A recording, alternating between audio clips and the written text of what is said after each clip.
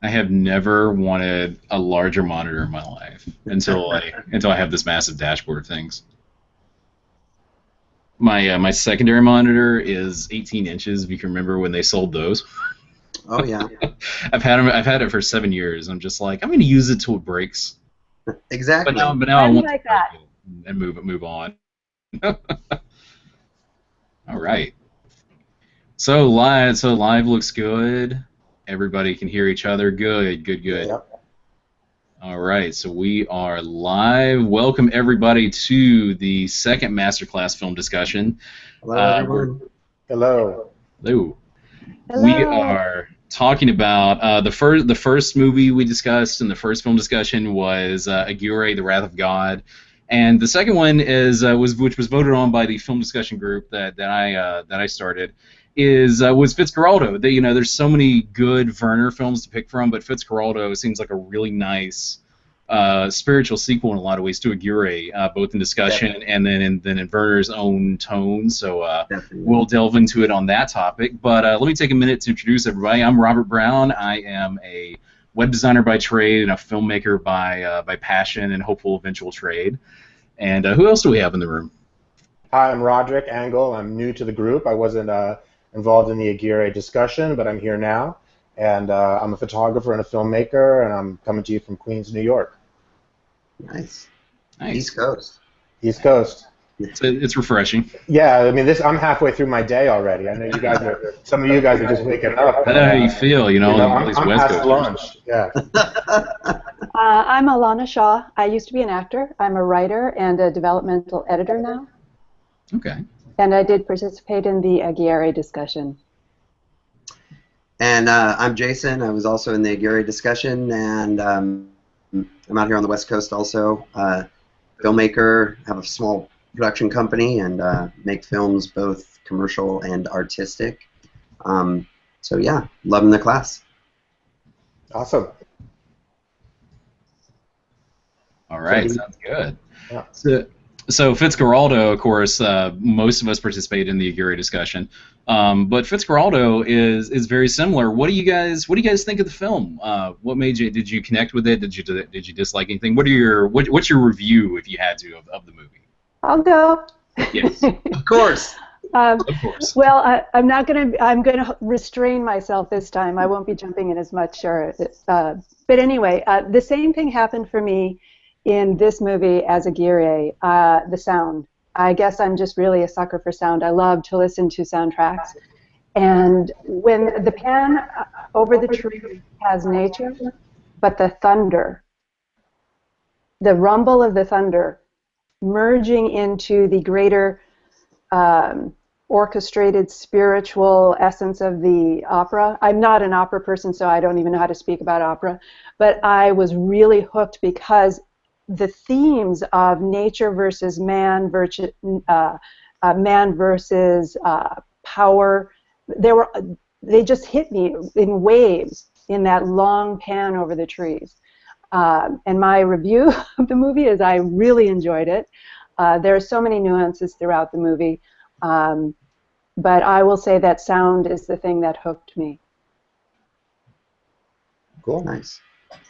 Well, I guess I'll follow up Alana there. I mean, this was I absolutely love this film. This was kind of my introduction to Werner when I was a wee lad in undergraduate, and it just blew my mind. And I think it wasn't until very recently, maybe even this viewing, that I realized what I love about Werner is this: he does these amazing documentaries, he does these amazing narratives. But you watch Fitzcarraldo, and especially Burden of Dreams. I don't see how you can't see both of those.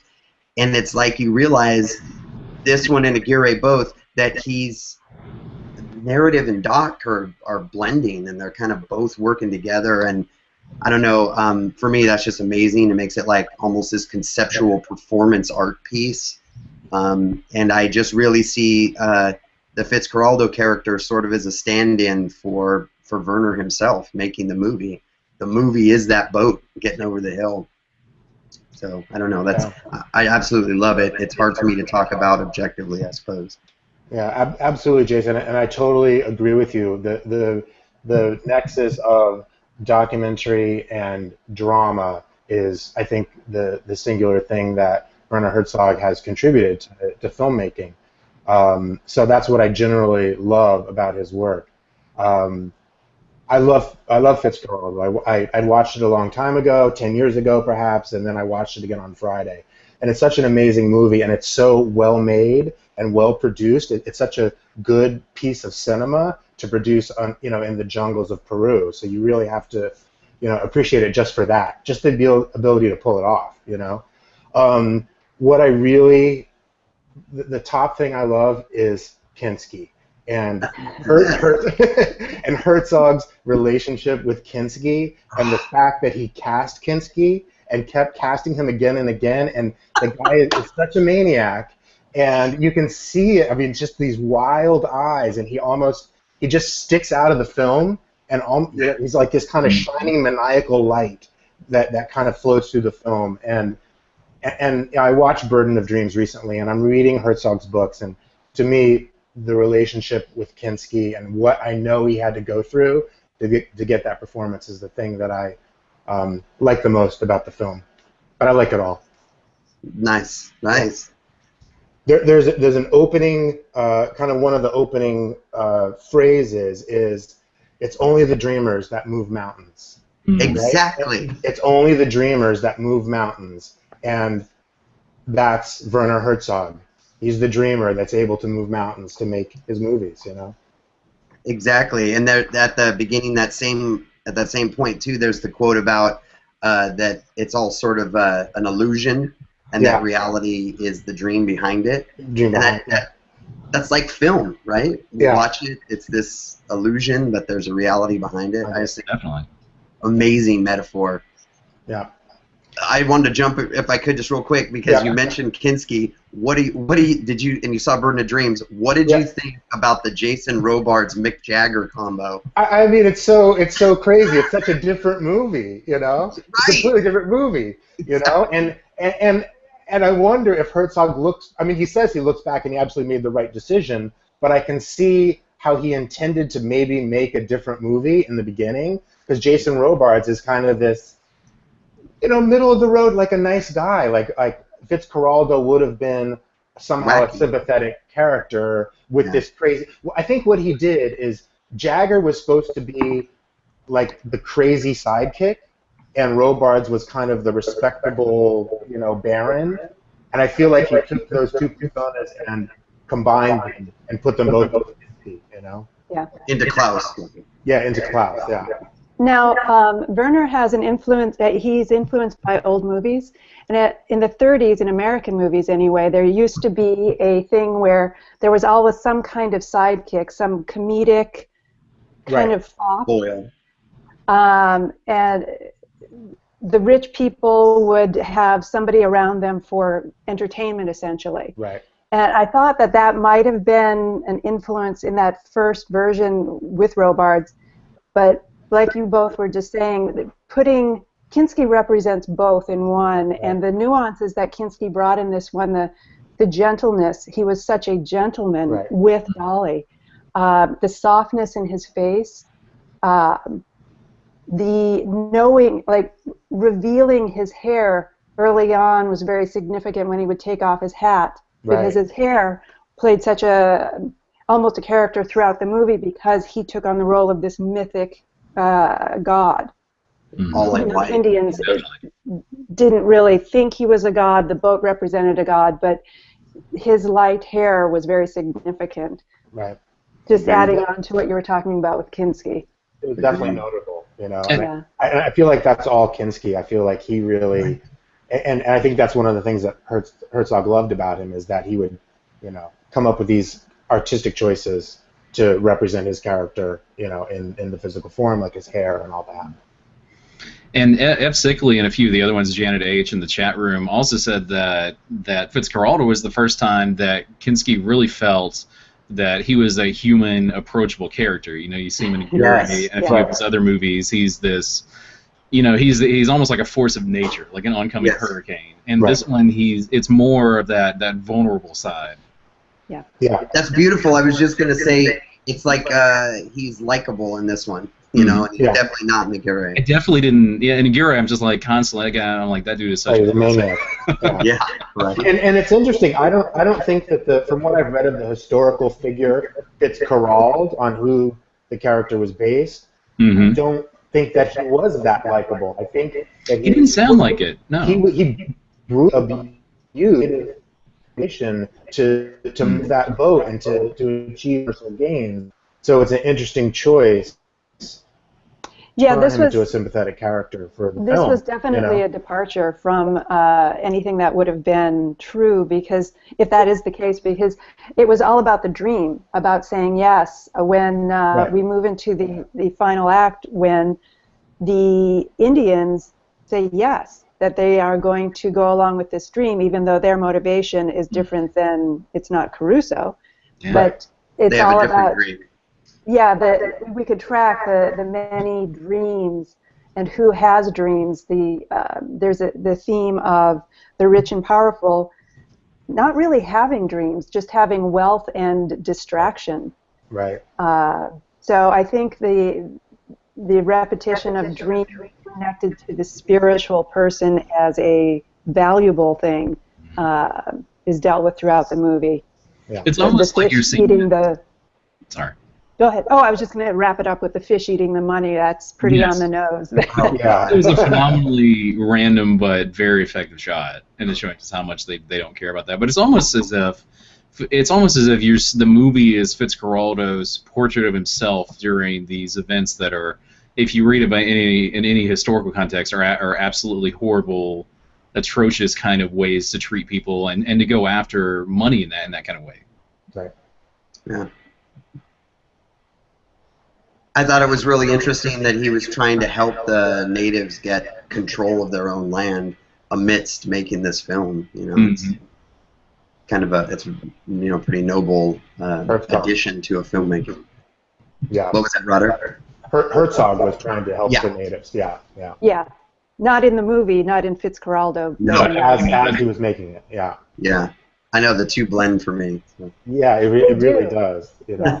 And then that goes back to the whole documentary, aspect of it that we're talking about, is your knowledge of the making of the film and what the narrative, the production that the narrative documents becomes a side story.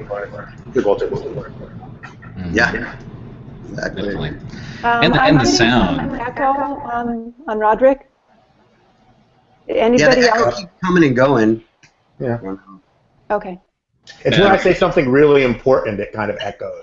Yeah. I have a button for that. Yeah. Good. Yeah. More echo. It's like more cowbell. I go emphasis. Yeah, more cowbell. Yeah. But just so like Alana was saying, just the Oh, I'm sorry. Oh, I was just going to say, did we get your feedback on what kind of hooked you in the movie and what your overall opinion was before we move into the actual...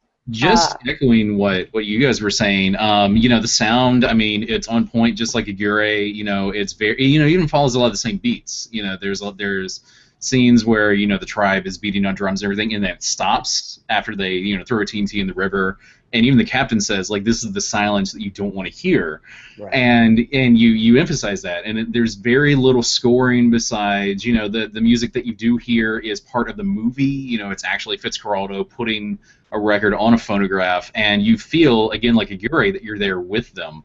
And obviously, it's a more technically mature film. This is after The Shining and the Steadicam, and Herzog takes advantage of a lot of that. There's a lot of smooth pan shots. There's not a lot of shots. Talk about those shots. That would be very interesting. Music. I guess that the cinematography point at the end. Mm-hmm. Just glorious. You can tell. It's an exquisite film, just like Aguirre. You can tell that this is kind of, in a lot of ways, a spiritual sequel to it, in a lot of the beats of man versus nature, man versus other man, kind of internal madness with Aguirre and Fitzcarraldo. Man playing God. Playing God in a lot of ways, believing that they are basically on a mission from God with very different outcomes. Both in like Blues Brothers. Yeah, like Blues Brothers, basically, but both ultimately in the pursuit of righteous greed, basically. So very, very, very similar, spiritually similar films in that respect. And I really liked it because of that. Trying to so match Robert, it. you just said righteous greed. How do you feel about the pursuit of closing down the church when he's at the top? And he said, the church is closed until I have Caruso. Do you feel that was a form of greed as well? That his opinion, his desire to bring this beautiful music to essentially the poor.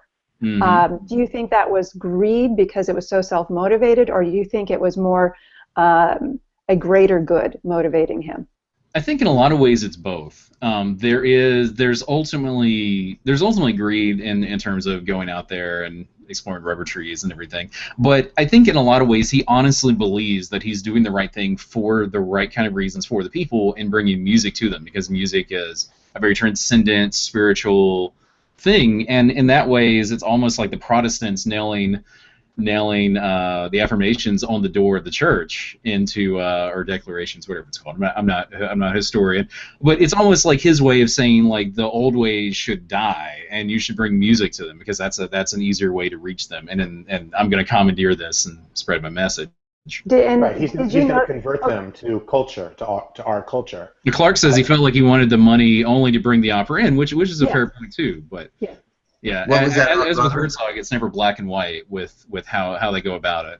I think it's interesting to think about what were his motivations for wanting to bring opera to the jungle. Because on the one hand, it's to kind of enlighten or help the locals, but I kind of read it in another way, that it was to show the other wealthy barons how far superior he was to them. I mean, he did have this selfish motivation to show himself as a greater explorer and a better, as more elevated and more cultured than these kind of local, barons who all they cared about was money.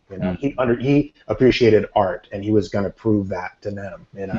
And when he was sitting at the poker table with them, and the time that Werner allowed the camera to stay on Kinski's reactions and all that he was taking in, it was a very thoughtful, I keep wanting to say Fitzgerald, Fitzcarraldo. It was a very thoughtful Fitzcarraldo who wasn't just plowing ahead based on his desires. He was watching people. He was watching their reactions. He watched the wealthy reactions, and they just really didn't seem to have a soul. But truth was found with the children and even that pig. And the use of children throughout the movie as a way of showing this is truth, this is closest to the spiritual essence of mankind. Even the curtain that comes down at the opera house has a nude woman, but it's not a graphic image. It's just like the basic human needs what's behind this curtain. So we've got the basic essence in children and the female form. The female form is also tracked through the movie with the way women are dealt with, and as things with that cook, the drunk cook, and then with the Indians, when you have their families there, there's no negative connotation around the women. They are childbearing. They are doing that saliva thing, which is so supportive of the unity of the Indians. Right. The yucca, the alcoholic yucca drink. Yeah. Delicious. Yeah. I thought it was interesting. Go ahead. Oh, I was just gonna say I kept thinking on that first line about this is sort of the world that God started but didn't finish. And then, so I kind of take that, again, that sort of Fitzcarraldo God figure, like he's literally taking music, so he's going into this world that isn't finished yet and helping it get finished. You know? I think that you said it much more succinctly than I did. That piece at the beginning sets up the thread that shows the purity throughout, and that is through children and women and more spiritual and dreamlike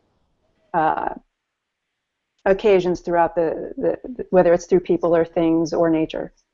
Well, it's interesting, the one part that kind of like, as much as, we're talking about how Fitzcarraldo is really likable, but for me there's this underlying sort of like missionary kind of thing where you know, ultimately you feel like really happened. These missionaries went out into the jungle and they were going to, you know, save the savages, which we know, you know, is totally the wrong approach. And so at the end, his plan is totally sort of diverted by the native people and their plan. And they're like, well, that's great. You had your mission. You came out here to do this thing. We wanted to float your boat down through the rapids to tame our gods. Right. And Clark in the chat room says, kind of bouncing off that the way he uses everything, you know, he destroys forests, he almost uses slave labor, he does what he thinks is right, but it's to expose people to the opera. It's almost like an evangelist preaching religion, or like you said, a mission, preaching religion to people, you know, and some kind of goal. And his check and balance. But opera is a product of a certain culture, a Western culture. So on the one hand, it can represent something that's, you know, godlike. On the other hand, it's really a product of Western culture that he's imposing on these native people. And going back to what Alana said in the very beginning about the music, I felt this fight between opera and jungle drums. And the flutes again too. And the flutes. You Remember know? when they had the flute and they're like right in his face with it, almost like challenging him with it? Yeah. And when he's in the jail and that one kid is playing the was it like a cello or a violin? It was almost when I first saw that, I'm like, this is going to be this movie's pan flute, and then the pan flute came back again. So it's again just really exquisite with the sound and how music is used organically in the entire movie. Yeah, like you absolutely, said, Roderick. I totally agree. It's Western music, like it's a Western god. Just like the missionaries took their Western god into the jungle, and they had their own gods there already. We weren't fixing anything. Right. And just the whole thing of fighting like you said, fighting the tribal music with the opera music is exquisite. Love it. Yeah. It's interesting how Werner used specific, like, having an actual conversation with priests about mind control through books and pursuing dreams. I wanted to try. You guys go ahead and talk. I'm going to see if I can find that in. Once again, I do all of these notes and I write them too small, and then I can't find anything. So I just from an aesthetic standpoint, how great are those static portrait shots that Herzog sets up? With the natives there, or with the, you know, you mentioned the violin, just how he composes people, and he'll just give this like static portrait, and they're so great. I love them. You know, I love that when he's ringing the bell in the church, and he just doesn't even move the camera. It's almost like you're seeing what Fitzcarraldo sees with the police weaving through the crowds. It's something that Wes Anderson uses to ad nauseum in his. It's very Wes Anderson. I feel like Wes Anderson was so influenced by Herzog.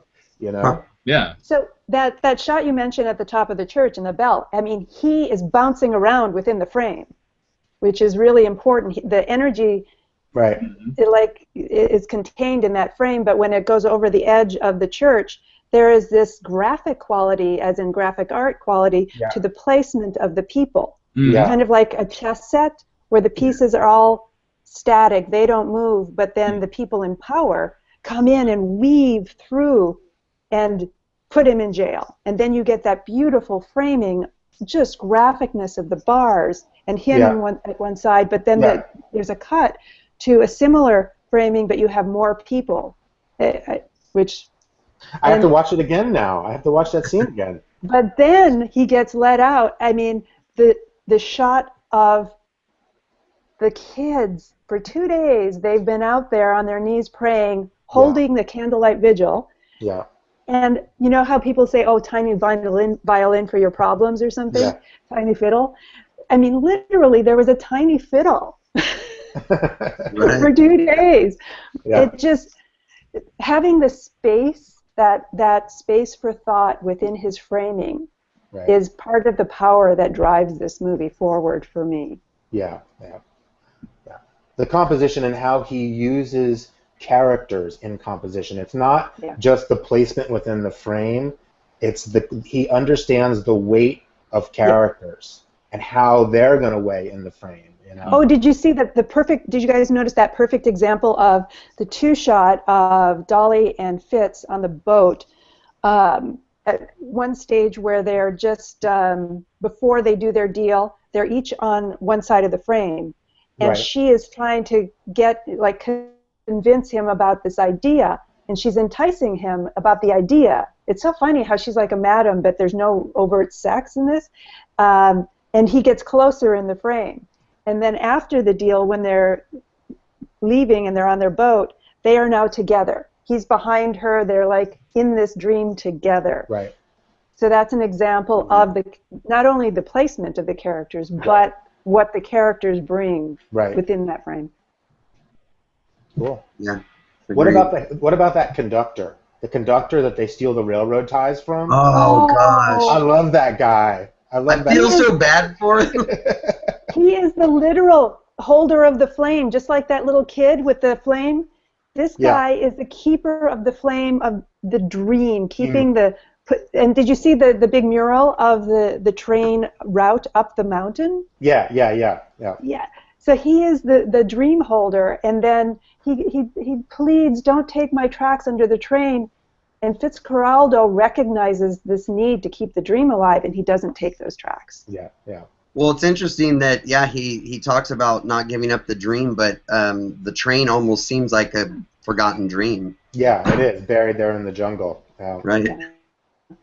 He took the knowledge from that failure, and he was moving on. He knew when to discard a dream. Yeah. Tim in the chat says the keeper of the flame, the absurd and lovely conductor. Yes. Definitely. Fantastic scene. Absurd The desperation paralleled kind of Kinski in Aguirre, that manic focus was in the conductor, that energy. You're right. Yeah. I just think about Herzog casting him and where he found that guy and the moment when he saw him, and that's my conductor. You know? Yeah, that's one of my people. He's so great at that. Yeah. Yeah, and the captain was a great casting because he was the voice of reason throughout. Yeah. He didn't preach or anything, but he was experienced, even though he wasn't the perfect choice. Everything that he presented, he was one of those guys that didn't talk much, but when he did talk, it mattered. Yeah, he was the voice of reason. Yeah. And I think also what was interesting, the big Indian guy who was the engineer. What's interesting to think about was because basically he was a hater until until Fitzcarraldo decides to go over the mountain, and then all of a sudden he's on with board. him. He's on board. Yeah, because he was going to get rich. But I mean that was such a significant moment because everything's kind of freezing. Am I still talking? Yeah, I can hear. Okay. That beat of the Indian or the Cholo is his name, saying "I'm with you." It's because he was privy to all of the information from the rubber barons. He envisioned himself now a wealthy man by going down this route. I thought he was just up for the challenge. He's an engineer. He was up for the conquest. No, I think he's like the well. This is just my opinion. I mean, that could be completely right, but I really felt like it was for selfish reasons. He was in it for something for himself. Right, and commercial wouldn't gain. break away from the guy that was in charge of him. Yeah. Right. That's funny. I just thought that he finally impressed upon him enough. Like before, it was like, "You're not in charge of this. I'm actually in charge." But when they got to that moment, they're like, "Oh, holy shit! You're gonna do this? Right. I'm on board." I took it as that way, like, "Oh, you're that crazy? Okay, I don't think there's a wrong answer. I think there are many layers to the answer. I don't think there's one, specific thing. I think they kind of go together. Mm-hmm. Yeah. And then that's the great thing with Herzog. I mean, there's never any black and white. There's always multiple layers everywhere. Right. Well, I do think I'm always going to be contrary, right? I do think that moment with the face-off with with Cholo, where he's so big and strong, and here's Fitzcarraldo, and this is his only crew, and Fitz wasn't going to back down. It's like when two dogs are facing off, whoever looks away first, you're out of the game. Right. And Fitz took command then. I think it was a black and white moment, and he needed to be able to do that. Right. But that's just a moment. Yeah. Yeah. Definitely. So the highlight of the movie, of course, is the steamer. What do you guys think about that scene? How do you think it fits into the movie? Obviously, Herzog's had many more climactic moments since then. What do you think about the scene? Either technically Singer or storytelling? The boat. or The boat. Well, I think we definitely need to talk about the boat. Can everybody hear me? Yes. Yes. Okay. Because he has these amazing shots with the boat going up the hill, and it's this kind of central element in the movie.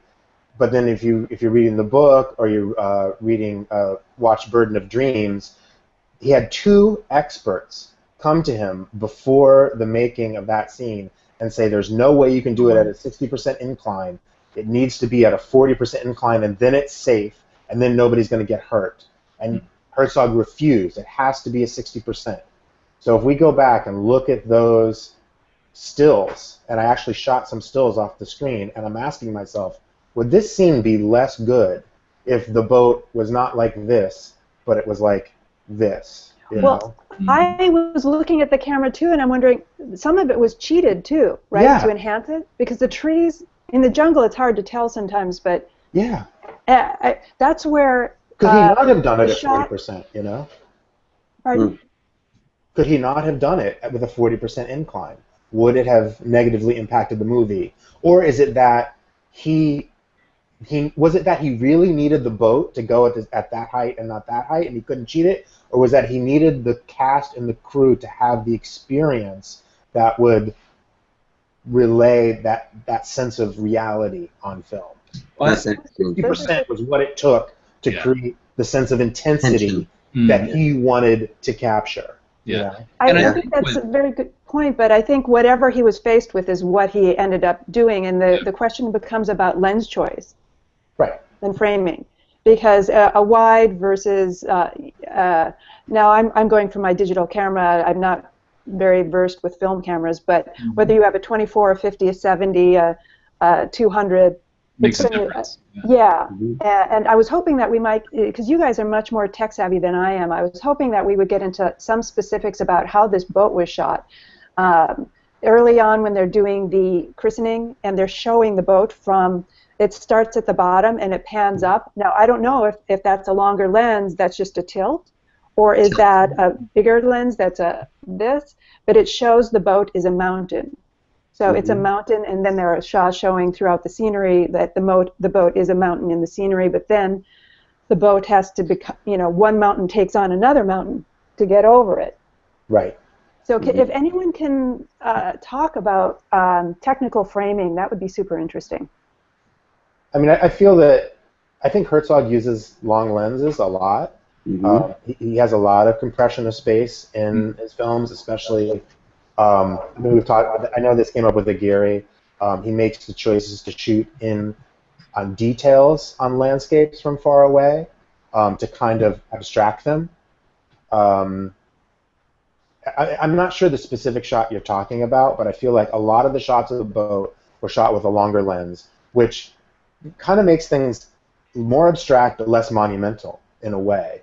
And then he shoots people with wide, Yeah, the specific shot I was talking about is when they christen the boat and they're taking off. It's an establishing shot of the boat is finished and wow, look at this magnificent thing. And I think it goes all the way up to the thing on the front of the boat, which is very much like the woman figure that was on the curtain at the Opera House, and is part of the theme of innocence and purity going through the world, which gets superseded by the record player with Caruso when at that pivotal moment when he's going to win over, he's going to confront the Indians with their own myth. Right. I think the two that I'm thinking, that one, and then later on when the boat's going up, I do think it's more about angle than it is necessarily the lens choice, because it is that hero shot, shooting up at the boat, and from that angle it has that very extreme mountain. Then the long shot is almost like, and I mean long time-wise, not that far away. It's a full shot of the boat going up the mountain. Is that the And one he that just holds Kinski it. is in the foreground and there's some fog and you're No, wondering? I love that that one's shot. amazing. That's That one's an amazing amazing. I'm shot. talking about a really long one where he's shooting straight from the side of the boat, Oh, and he yeah. just holds it there Before, yeah. as it creeps. And there's two of them, yeah. Yeah. And it's just creeping, and it's we hold it like way too long. Yeah. But it's one of those things that just remind us how arduous this task is. But like you said, Absolutely. the mountain meets the mountain. Earlier on, it's this fantastic, amazing, huge boat. The minute it gets on the mountain that it needs to cross, it seems rather small. The trees are bigger than it. Yeah. The mud is bigger than it, and it's trying to inch its way up this mountain. So it feels more like angle choice. We're now equal with it versus earlier on. It's this big, fantastic, monumental, godlike chariot of his that he's going to take. I still kind of, I agree with all of it. That's super helpful. But have you guys ever like stood next to an elephant or, something that's or been in the water next to like a whale or something? I mean, something that is alive and so much larger than you. And this boat, in a way, was the ship. I have to stop calling it a boat. The ship was alive. When it creaked. When it was being pulled up, there was this big creak, and the board went, and it's like it was rebelling against what was, the friction of the boat and this. But I still felt the power of the smallness of the workers and Fitz next to the ship on the ground. But those were different shots. Yeah. Mm-hmm. But then that great wide shot with Fitz and the boat in the back is almost shot from above a little bit, and and that's very wide, and Fitzcarraldo's almost kind of hovers over it, Right. Sorry, I was gone for a minute. I froze up. Yeah, Tim in the chat room is guessing there's a lot of wide angle use too, because there's a lot of changing depth of field in those shots as well. Yeah. Yeah. Which is true. And that's one of the great joys of Herzog. He doesn't like, as many have been pointing out in the chat room, he's a very on location kind of guy. And going back to the different angles and everything, and going back to his overall theme in a lot of his movies about man versus nature, I think if the angles were any lower, it wouldn't have necessarily captured the gravity of that situation, right? When we show people climbing Mount Everest in movies, they're always on this big oppressive ice face. They're not climbing a hill, and I feel like that 20% incline increase definitely accomplishes that. You have to show that struggle, and Herzog, he's not going to change that. He has to be in there, in the field, living the struggle, and basically just like Aguirre in that opening scene, especially and throughout the movie. It's more real to him instead of putting them in a studio or filming it, with forced perspective and angles. It's more important to him to show them actually struggling to get it up a hill or the side of a mountain that's 60 degrees versus 40. He has to have that authenticity. Right. And he said that at one point. He's like, I could have shot this whole thing in Iquitos, and it would have been a lot more.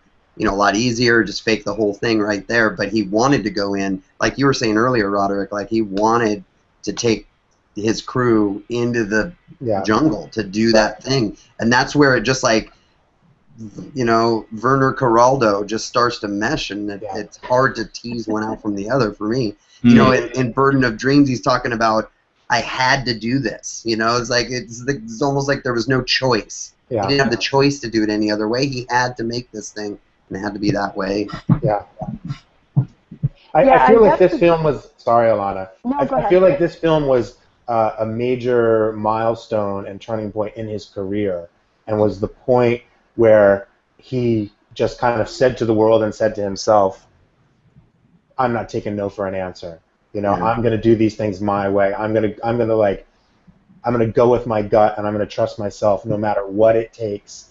I'm going to make this happen, Roderick, I would add to that. I think that truth for him as a documentary filmmaker, as well as just a fictional filmmaker, brings such reality, poignant reality. Yeah. And Werner, and Werner to that point, always feels, even in his fiction, always feels like a documentarian more than anything. You know, again, it would have been easier to do it in a set, would have been easier to do with this, but to him, that's a lie, and he doesn't want to tell the lie. He wants to tell the truth. Yeah. Which is the way a documentary filmmaker thinks in a lot of ways. Yeah. I wonder. But also maybe I should ask him this question, but sorry. It's you, Alana. Okay, what is the boundary for truth? Like when I've been doing these exercises, I'm filming different things, but I don't interfere. Right. I might come at them at all kinds of different crazy angles, but I don't interfere with what I find. I don't try to manipulate. He's really opposed to that. He's opposed to not interfering. He thinks it's all about interfering. He has this phrase that he uses as the ecstatic truth. You know, he says that's what Clark was saying in the chat room too. Ecstatic truth. Accountant. I'm not a stockbroker. You know, truth doesn't matter to me at all. But it's the ecstatic truth I'm after. The poetry behind the truth. The poetry the truth in his fiction. No matter what it takes to accomplish that.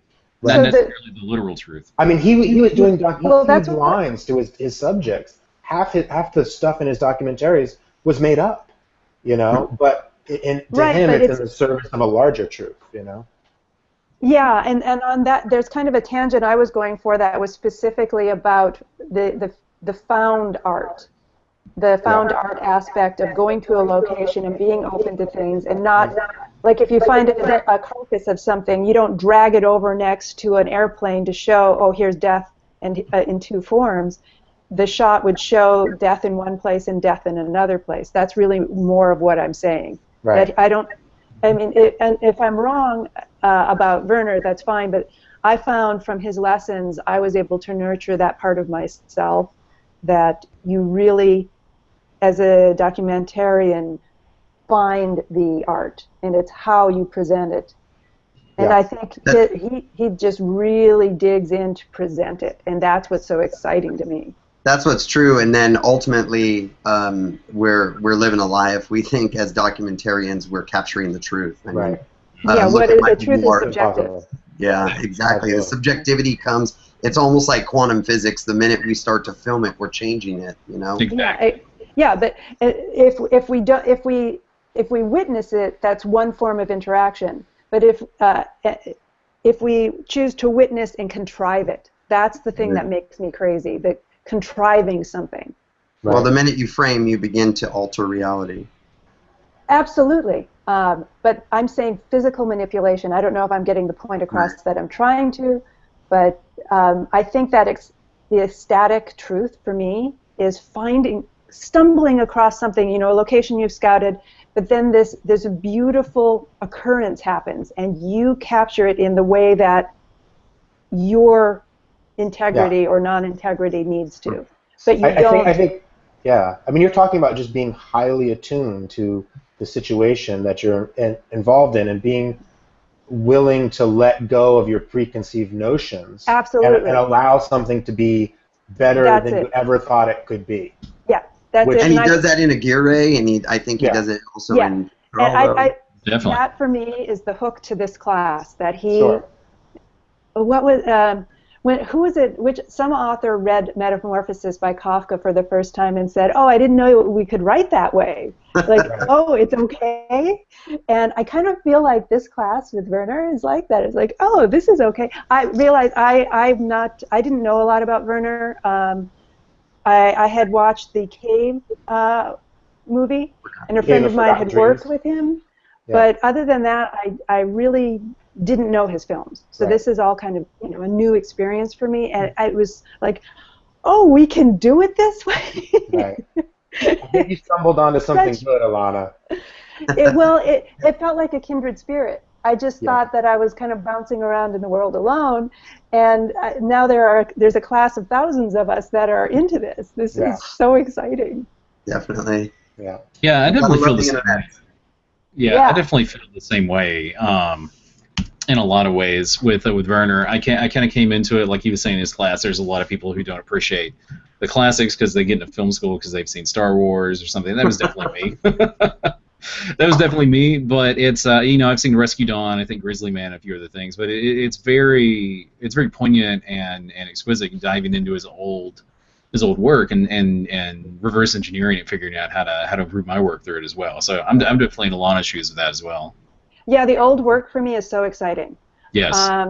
Somebody asked if I had watched the Fata Morgana, and I can't remember the names of all of these. I'm just I bought the discs and I'm going through, but that airplane coming down and coming down and coming down, and the sand and the people and it's just, there's such beauty, and you have to allow yourself time to breathe when you watch his movies. My background is more, established, like Hollywood, formulaic, blah, blah, blah.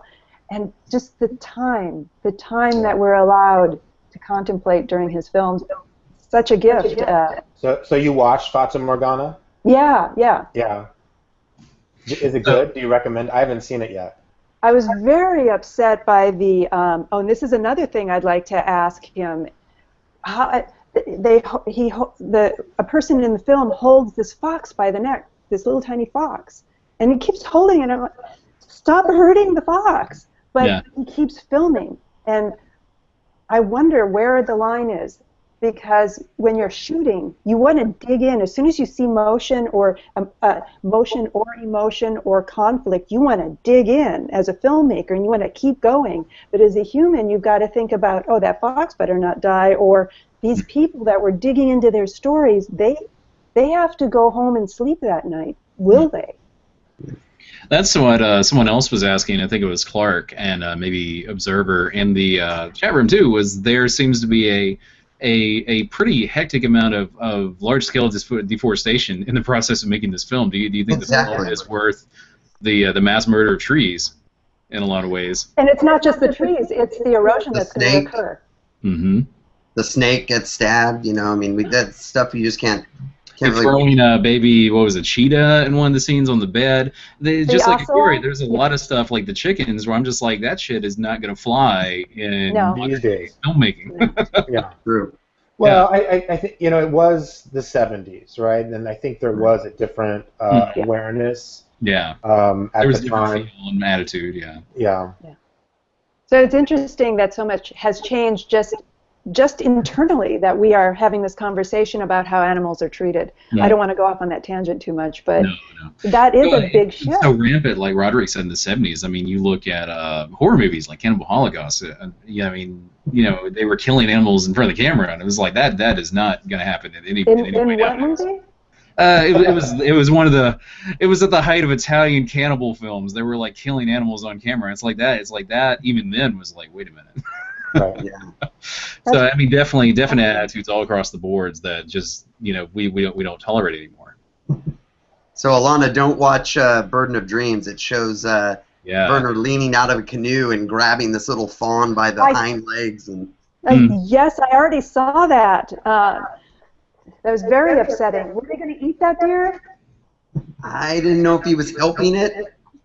I wasn't sure what was going on with that scene. Yeah, I didn't know if he was helping it or if they were like catching dinner. Yeah, exactly. Good question. Okay. There's a question for Q&A. We have like 10 minutes, right? Because we started late.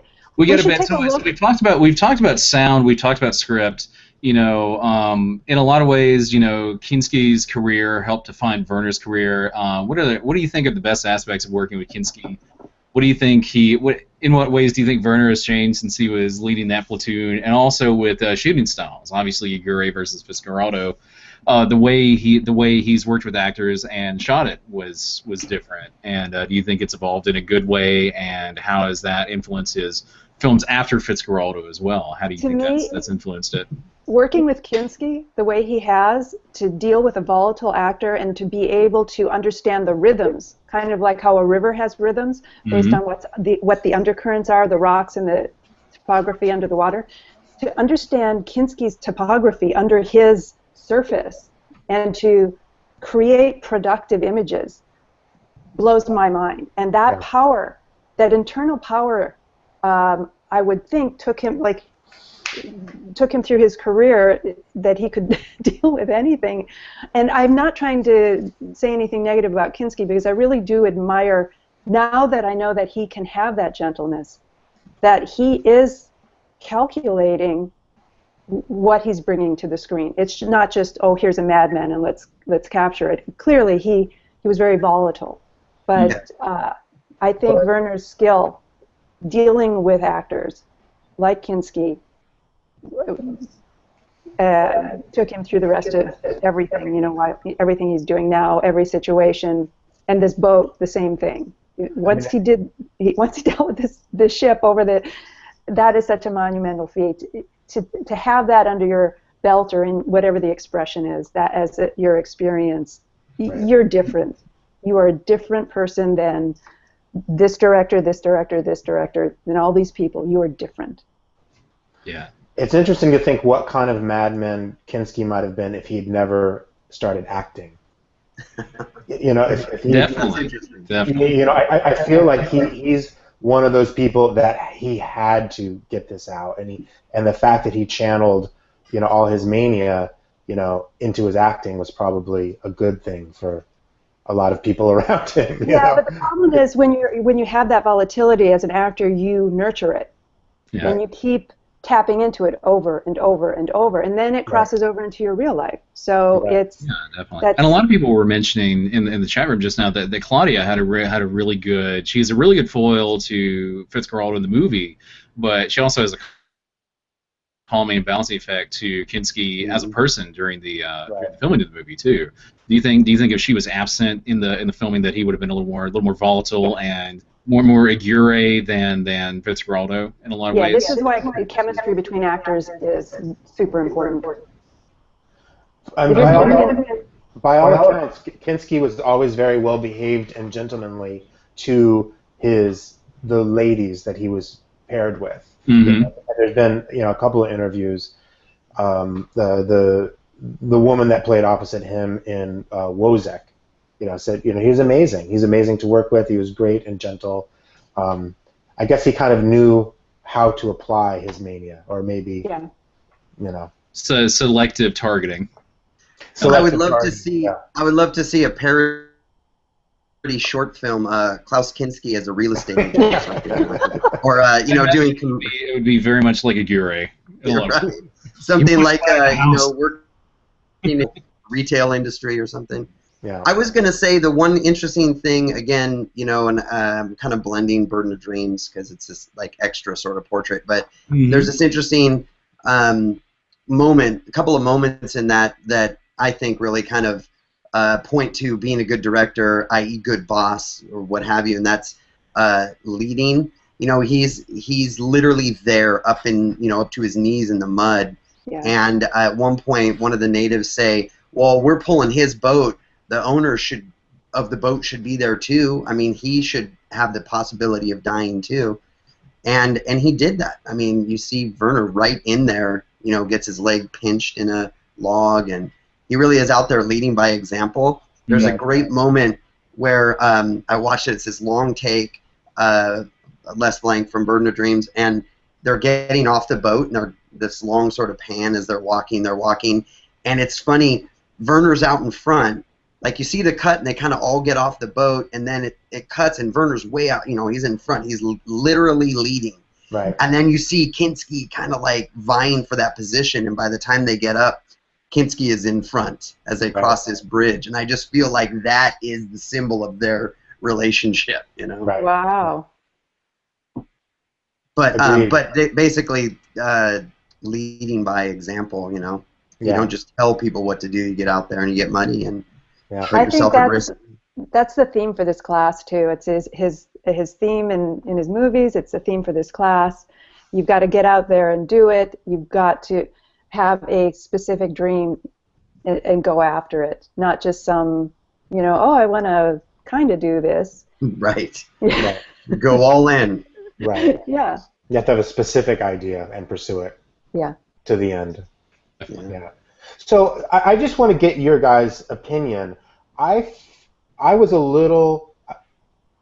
The ending left me with some questions, that I didn't really feel were resolved that way. I felt like it was very dramatic, and I mean there was these amazing moments, the boat going over the mountain, the boat going down the rapids, and then just kind of wrapped up real quickly, you know, and I felt that there were some things kind of left off. Did you guys feel that too? I did, but if you remember the train situation, he knows how to discard his dreams. Like when he has a dream and he realizes that's over, he moves on. And when he realized that the rapids and the getting the money from having rubber tree business, that was over. So you know what? Instead of returning the money from the boat sale to his girlfriend, he was still going to have the dream of the opera. And his opera house became the boat. Right. But I felt the same way you did. The Indians' reasoning for sending the boat down the rapids, I felt like, was explained really quickly and kind of, you know, directly. You know, I almost felt like I felt like he was missing some shots in the end, and he figured a way around it to kind of bring it to conclusion, but. It could be, but the first time I watched this about a month ago, I felt the same way. I was like, oh, the ending feels kind of soft or unclear. And when I was going through this time, and I really paid attention to the setups for this, like the train tracks, and I realized, no, it's all there. It just requires a little more engagement. But it is some work to get all the points, but I do wonder the same things that you brought up, Roderick. I mean, was this just kind of, you know, working with what he had and wrapping it up? But same thing, but second go around, I was able to connect the dots more clearly. Like you said, I think what you're saying, Roderick, is it's like he just told us rather than showed us. He showed us this whole adventure, and then the end is, and they believe something else, you know. Right. Yeah, exactly. Everyone has their own dreams. Yeah, it definitely requires a second rewatch to that it's not really lazy ending at all. That he's been holding it in front of your face the entire time. Right. I also thought it was interesting that the play or the opera rather that he chooses to have on the boat there at the end is the Puritans, and referring back to that sort of missionary missions going out into the forest. It's interesting at the end. To me, that's literally saying opera, you know, Western, Puritans, West, you know, and so he really has this missionary feel, just in case you missed it beforehand. It's sort of like, I'm glad you brought that up, because I did kind of miss it. The Puritans, it's very subtle. It's just sort of like, it's the Puritans, and then he says, oh, that's Italian, and definitely. And then they show them, and they're in their Puritan hats, and they're doing this Puritan opera. I wish we would have had a moment to talk about the actual opera. I'm not versed in it, and I'm not motivated by it.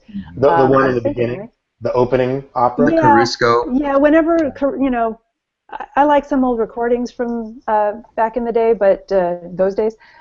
But I don't understand it, and it's a shame that we didn't really go into anything about the actual motivating operas. But maybe it's more like a MacGuffin. I don't know. Right. Well, I wonder. I don't speak Italian. And obviously Werner is multilingual. There must be something in the operas he chose. I mean, that's my next step, is to go actually research the operas in it when I have tons of free time.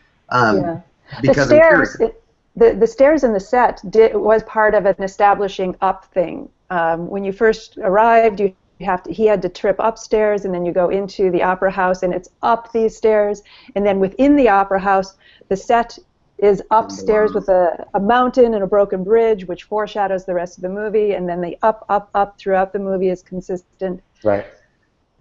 So I don't know, maybe that's all we needed from that opera? And just the sound? I don't know. Anyway. There was that great shot. That's definitely something to dig into, because I'm not much of an opera guy myself, so love to delve into that. Well, one thing I did notice. Sorry, go ahead, Robert. One thing I noticed that was interesting in the beginning, and maybe this is just kind of a simple observation, but there is this whole scene where, you know, Fitz is coming in, he's getting off the boat, he's with Molly, correct? And there's all these shots cut together, and then whenever you see the opera, it's just one shot that holds to show the opera. And I thought that was interesting. I almost forgot the horse. Roderick, I'm so glad. The horse drinking champagne. The horse drinking champagne. And then when they run in, they kick that silver bucket over. I mean, how is that for symbolism of one of his themes about man versus nature, man versus wealth, or wealth versus poor? I'm so glad we got to bring that up. Yeah, the horse. Speaking of opera, a few people mentioned in the chat room that the movie is bookended, or the movie is bookended by 2 operas, and I would love to explore the opera that's playing and look into the symbolism of that, like Lana was saying, because it's a Bergen bridge on a mountain, and then the second one is almost the opposite of that. It's an opera literally on the river. Right. So it'd be interesting to delve into the operas and the symbolism of that. It's fascinating. Yeah. Absolutely. And I'm thinking about his red chair and that final opera. They were bringing in the pieces of the opera. He's very much himself in a different way doing that. The red chair was for the pig, correct? Yeah. Yeah. It's great. Yeah, and I wondered because it looked like this. Right. Absurd. That the reaction shots, which everything is sold with his reaction shots. Yeah. Dolly Molly, she is in the crowd waving. I'm wondering, like, why wasn't she on the boat? Did they just reuse that original takeoff shot? When they launched the boat. Right. Because it kind of looks similar. Did anyone notice if that was the same batch of shots that they just used? Didn't notice that. The amount of the audience, all of the Indians that were there, that was the largest group of bearing witness to anything throughout the story, and it seemed to be the same day's work that makes appeared sense at the end of the movie. Definitely. It makes practical sense, definitely. And she was in the same dress, I think. It's like the zombies on Walking Dead. You're going to get all those zombies together, you might as well shoot everything you can. Yeah, definitely. Don't want to do it all over again. So I'm noticing the time, and have we been kind of wrapping up as we've been going? Yeah. So this has been a very organic talk, which is non-linear. Really, these are always non-linear. Non-linear. Yeah. Non-linear. Organic is a favorite word of mine right now. But yeah, this is great. Unfortunately, an hour has already passed. We got to wrap it up. But real quick, if you enjoyed this movie or did enjoy it, as the case might be, who knows? What would be a good next film to watch to follow up on this? Because Aguirre, this is basically a follow up to Aguirre. What would be the next Herzog film to watch after this? Nosferatu is on my list. I really want to watch Nosferatu again. I have not watched. I saw it about 10 years ago. So. Yeah, and by Herzog, I think Nosferatu and Wozzeck would be an interesting pairing, because they were filmed back to back. Herzog said he started the filming of Wozzeck the week after Nosferatu wrapped, and Nosferatu was his big budget Hollywood kind of. He had a big budget for Nosferatu, spent a lot of time on it, and then brought back Kinski a week later and started Wozzeck and shot it on a very small budget very quickly. That would be an interesting comparison, I think. That'd be a great pairing. I also watched both this, and again, this was many, many years ago in school, but I also watched the original Dreyer Nosferatu alongside Murnau's? Yeah. Murnau's Nosferatu. Murnau did Nosferatu, that's right. Yeah. Dreyer did, he did Das Kabinett. Right. So. That would be interesting. But yeah, watch those two together is interesting. Yeah. Two Germans take on Nosferatu. Right. If you want to go with the through line of manic actor energy, the dwarves. Right. Did you guys the dwarves movie? Wow. What's it called? Even dwarves have big dreams. Yes. Even the dwarves. Something. Yeah, like I big dreams. Dream big. Yeah. It's a great title. The lead actor in that, the laughing. That would be my recommendation if you're thinking about Kinski's performances and dealing with actors. And then if you want to go the other way of like... Even dwarves started small. Okay, thank you. Even dwarves started small. Yeah. Yes. And then if you want to go the other way, the sort of documentary / narrative, then hit up Grizzly Man, because, I mean, that's just amazing. He didn't even shoot... he was just using the footage you found. and just put them together to tell the story. And that is, I mean, that totally intrigues me. Talk about like not having any sort of influence on the footage, just the editing. It shows the power of editing. It shows the power of storytelling, and shows like what a master he is, that he can take this amateur footage and this story, and with enough footage, make this amazing, document. I was wondering how graphic. I've watched all of Timothy Treadwell's Grizzly Man, years ago. Mhm. How graphic is Herzog's documentary? It's actually not at all. Not at all. I've been afraid to watch it. He does listen to, the final videotape from the guy, but you don't hear it. He listens to it immediately, tells him to get rid of it, but you never hear anything about it. But you see his reaction, and I think that's... Okay. It's like a classic horror film. It's so much more powerful not hearing it. Fill in the blanks. I don't watch horror movies because they scare me and I have bad dreams. I'm one of those people with the power of dreaming. This one isn't... It's horrifying, but it's not graphic.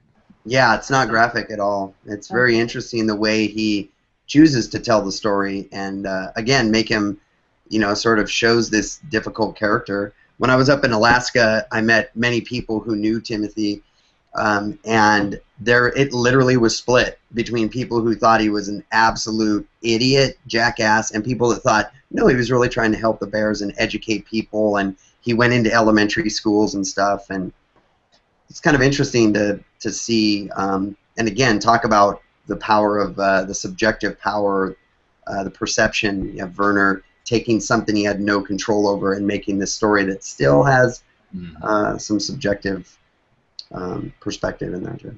And I think that's the sign of a good storyteller. If you can work with material that's basically not your own and craft a story around it, I think that is a true testament to how good you are as a storyteller. Totally agree. Yeah, it comes across as having a strong curating skill as well as collage. So much of this, I just think about collage work, whether it was as a grown-up or as a little kid. It's funny how these things that we grow up with become part of who we are. The collage aspect I'm talking about. Yeah, totally agreed. Yeah, definitely. But this has been fantastic. Unfortunately, it is an hour. I would love to just keep talking. There are so many ways to dissect this movie. So, fortunately, this is this is only one of many. There are plenty more of these talks to come about. Hillary obviously wasn't here. I was her stand-in during it, and haven't gotten into the podcasting or hosting mentality in about a year. So hopefully, I wasn't too. You did a great job. Oh, great job. Thank you for getting I'll defer to the chat room and subsequent viewers for that, but but definitely let us know what you think. Let us know what you want to see, what you want to see next, and we'll see what we can do. And thank you guys so much for tuning in and watching in the future. Thanks a lot. Great meeting you all in virtual person. Yeah, great meeting you guys. It was great talking to you. And if you guys want to continue the discussion afterwards, but definitely great to see everybody tuning in. Thank you. Thanks a lot. Okay. Thanks, everybody. Bye-bye. Bye. Bye. Bye.